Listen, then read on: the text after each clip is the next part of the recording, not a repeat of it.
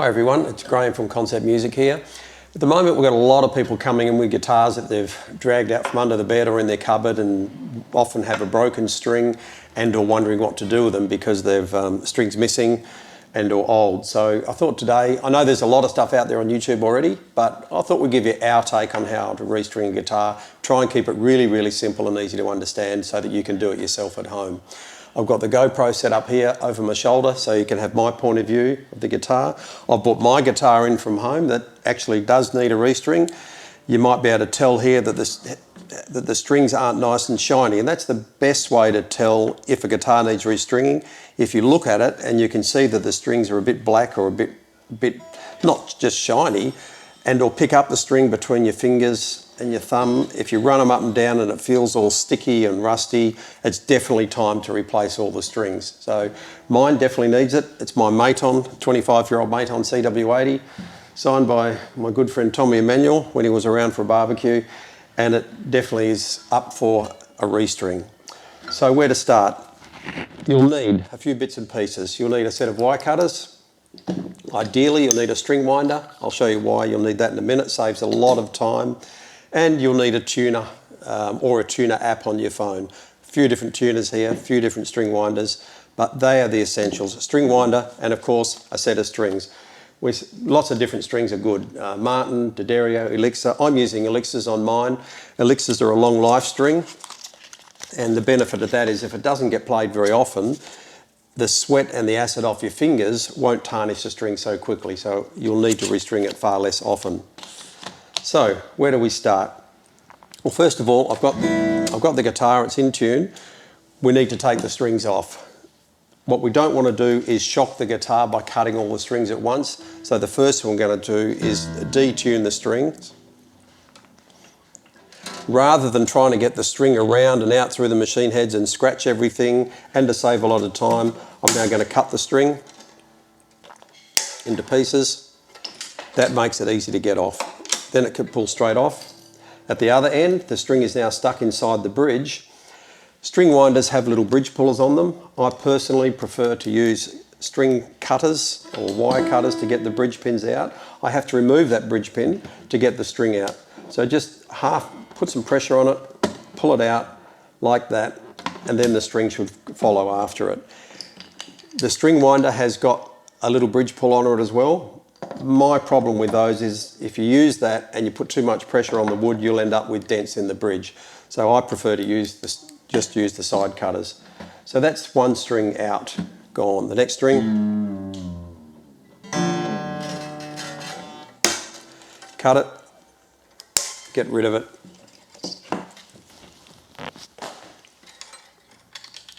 Take it off. So now I'll just proceed with doing that to all the strings. I'll pull this bridge pin out,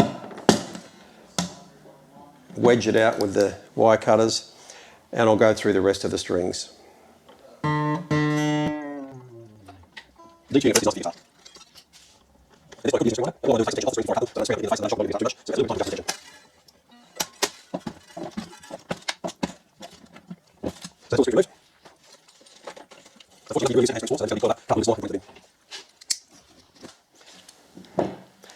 At this point, seeing as though you can just do one string at a time, of course. If you've broken one string, you can just do one string. However, if the guitar strings are old, and you can see that by putting the new string on, you're going to have one shiny string and 6 dull strings, what you'll find is that particular string will be louder and brighter in tone than the other strings. So if they've been on a while, it's best to replace the whole lot. If you've bought a brand new set and you've accidentally snapped one, fine, just put one string. But a set of strings is only $15 to $20. And it's worth doing it every few months. This one actually hasn't been done for over a year because it doesn't get played, but it still needs it. The next thing we would do if we had the time and if we had the bits and pieces to do it, is we would polish all the frets and we'd oil the fingerboard. Seeing as though we've got a nice clean slate to work with, it's a good idea to do that now. You don't have to do this every time, you don't have to do it at all, but it does make the guitar feel a bit nicer. This is just a polish that we buy from the local auto shop. It's called Buckaroo. This one's actually cymbal cleaner, car cleaner, aluminium cleaner. It's a wadding. So I'm just going to go over the guitar and polish the frets. It'll bring them up nice and shiny. It'll look better, And importantly, when I've finished, it's going to feel a lot nicer than the little bit of tarnish that's built up on the frets over a period of time. So it's just going over each fret one at a time.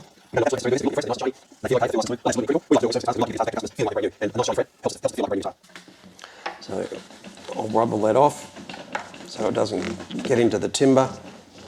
You notice I'm also using a neck block here just to make it easy. Neck block is something you can make yourself. You could use a bag of rice, you could roll up a towel, just anything to get the guitar off elevated a little bit. If it's down here like that, it's actually very hard to get to this machine heads, to get to the strings. So I'm using this block here, block of wood, just to elevate the machine heads, get the headstock up so it's easy to work on. The next thing I'm going to do is put some lemon oil on the fretboard. People sometimes say, could you use linseed? I say you can use linseed, but it's very thick and very heavy, and it takes a long time to soak in, and it feels tacky afterwards. So we prefer to use lemon oil. There's several brands on the market that are all very good. This is by Dunlop, it's called Dunlop 65, and it's just very easy to apply because it's got this, I don't know, cloth insert on the top, so you can just rub it up and down the fingerboard. I like to put it on like that and then rub it in with a little bit with my fingers. You can use rubber gloves for this if you like. We use rubber gloves in the shop. At home I can't be bothered. I just like to rub it in with my fingers and massage it into the timber a little bit. Again, it'll feel so much nicer when you're finished doing it. The fingerboard will feel really beautiful, and it's good. You don't want the fingerboard to dry out too much. Again, it's not something that you would do all the time, but certainly once every now and then it's a great idea. So once I've given that just a minute to soak in, I'm going to buff it all off. And you might be able to tell the difference in colour straight away. It's coming up a nice rich colour.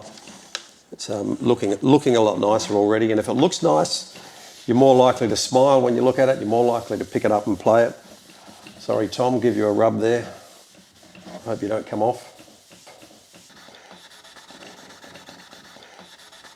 Okay, so now we're ready to put the new strings on. Okay, so the strings are all numbered by the gauges, so you can't get them mixed up. I mean, you can't get them mixed up anyway because it's obvious from the thickness. First thing we need to know is how to put the string in the bridge and what to do with the bridge pin. The bridge pin, as you can probably see on the GoPro, has a little groove down the middle of it, and that's quite important because it has to line up with the ball on the end of the string. So we're going to push the ball end of the string down into the hole on the bridge. Then we're going to slide the pin down with that string sliding up inside the slot. So I hope you can see that. If I put the string down, push the pin in, I'm going to pull the string up until it locks in. Now that's locked. So that's the idea of that little slot to lock the bridge into place. Next thing to notice is that this string is far, far too long. So obviously we're not going to try and put the entire length of the string on.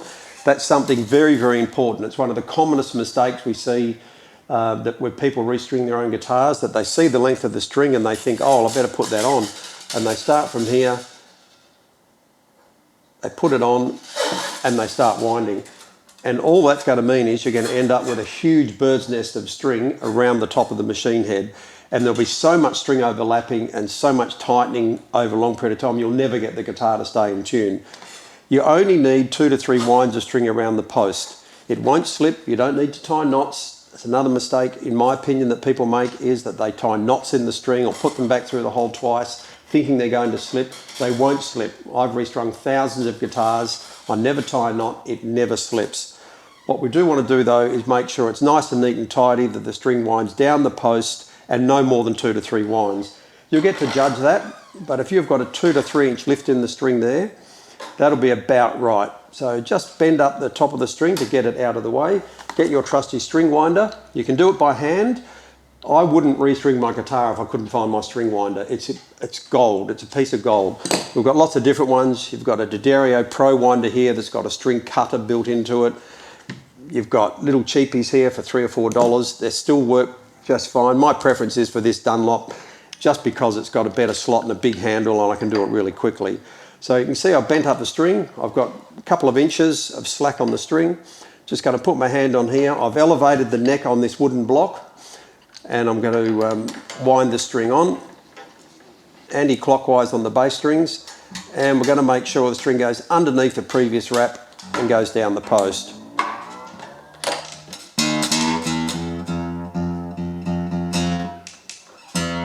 So that's string number one. And as I said, you can see that I've only got 2 winds of string. It's going neatly down the post, and that's going to be the best possible result for keeping the guitar in tune once we've got more strings on. So let's go through the rest of the strings. You can fast forward through this, or we might even fast forward for you.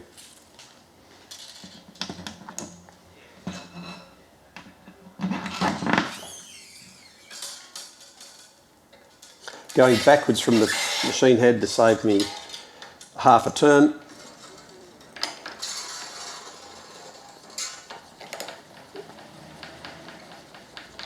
Anti-clockwise, so the string goes up the middle of the headstock, always up the middle, never on the outside.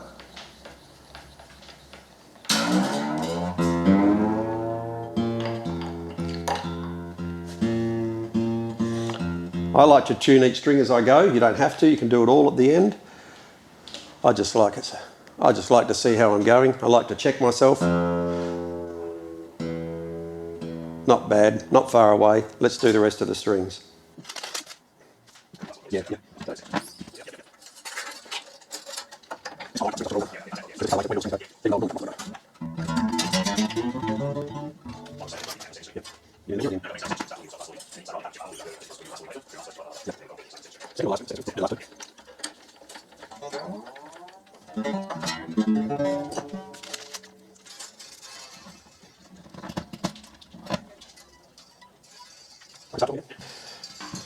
Okay, 2 strings to go. We're onto the plain string now, onto the B string. You could have an extra wind of string on here if you want, but again, it's not important to put it back through twice or put a lock in it or try and tie a knot. All that means is the string's going to be incredibly difficult to get off next time you change them. It'll make it very, very hard for you to get the strings off. So just keep it nice and neat and tidy. Winding down the post again. Again, the strings are coming up the inside of the headstock. So they're a nice straight line.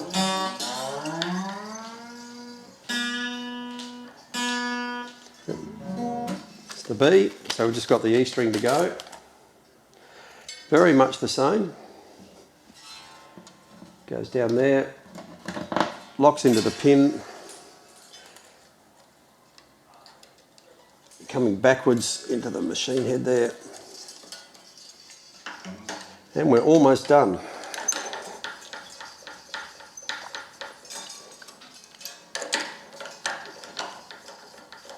A little bit of finger aerobics here to hold it in position.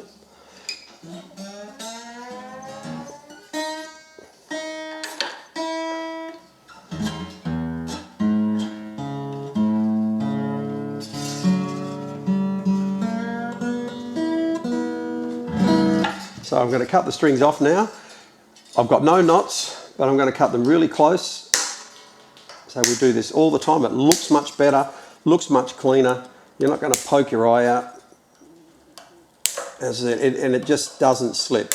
You'll be worried that it's going to slip, it just won't slip. Put the old strings over there. Now we're going to check our tuning.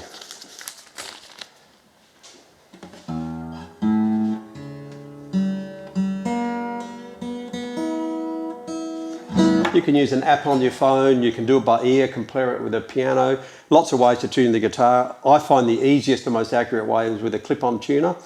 Lots of different clip-on tuners. D'Adderi's good, Fender's good. In the shop we use this little Snark. It's got a very easy screen to read. And the clip-on tuners work off the vibration produced by the string on the guitar. So they're not using a microphone. It doesn't matter if people are talking. It doesn't matter if other people are tuning around you. You just clip the tuner on and you play the note, and there you go. I'm close, but not perfect. I've heard that before. We're just going to get it up to the middle. The red line says it's flat. We're going to bring it up till the blue light comes on. Sometimes better to do it in playing position because the pressure of the guitar, the neck on the guitar and the block can just change things a little bit, particularly on an electric guitar. So I'll just pick it up. You can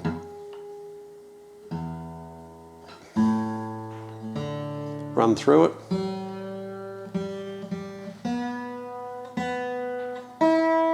And we're almost there. Now one thing left to do is we're going to stretch the string slightly. Because they're brand new strings, they will have a bit of stretch. We've eliminated as much as possible by only having a few winds of string. But you'll notice that if I play that note, the E string, it's in tune now, but if I give that a bit of a stretch between my fingers, it's dropped down quite a bit. So now I need to bring it up in pitch again. So I'm just going to go through each of the strings, give them a bit of a stretch, not too much or you'll kink the string, just a light lift and a stretch between your thumb and your fingers. And then when we come back, so that all the stretch has gone out of the E now. So you can actually restring a guitar immediately before you're going to play a gig. Some people get worried that they have to restring it 2 or 3 days before. You're better off having brand new fresh strings on that sound at their very, very best. Nothing quite like the sound of brand new strings. If you've left it too long and they're a bit rusty, you'll put these on and you'll go, my God, that sounds fantastic. It feels fantastic. It sounds fantastic. Beautiful. The job's done. Much the same thing to do on electric guitar. There's different types of bridges, but everything's much the same on electric. We might do another video later just on some of the different bridges, but most of it's the same. We'll do another one on classical guitar because that's quite different and the strings have to be attached very differently. They do require a bit more stretching and they do have a knot on the plain strings to make sure they don't come undone. But for steel string guitar, that's my lovely mate on, in tune. Well deserved. Thanks for watching.